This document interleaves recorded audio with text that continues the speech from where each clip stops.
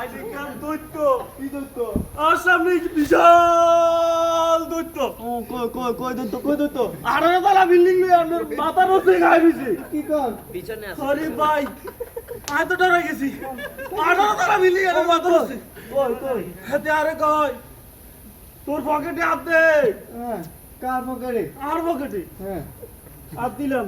হ্যাঁ কয় এখন রশি বার কর, সুতি বার কর, বার কর, কই বার কর কইলাম, মাইটা কি বার কর কইলাম, হ্যাঁ বার কর কইলাম, হ্যাঁ বার কর কইলাম, হ্যাঁ বার কর কইলাম, হ্যাঁ বার কর কইলাম, কইলাম। হ্যাঁ ওরে বাবু রে, এটা তো 14 গুণ হাফের মতো লম্বা হ্যাঁ রশি।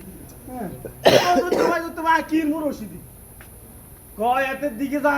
ও গেলাম কয়েতে হাত দিনি ভাই আয় হাতের বুঝাইলাম এতে হাত দিনি ভাই কিনতাম কয় হাতের হাত ধর হ্যাঁ স্বপ্নের বর্ণনা না এটা আপনি ওকে নেড়া ধরবে না এটা স্বপ্নের বর্ণনা বলতেছি তোকে আমি হ্যাঁ স্বপ্নের বর্ণনা হ্যাঁ কি ধরতে ভাই বললো তার হাত ধরতে ধর ধরলাম কয় বান আমাকে এই কি? কেন বলতেছেন আমি বললাম কি বলেন ধরতে ভাই তার হাত আমি কেন বানবো সে আমার দিনি ভাই এ বললো ধর ধরতে বলছি ধর ধরলাম স্বপ্নের বর্ণনা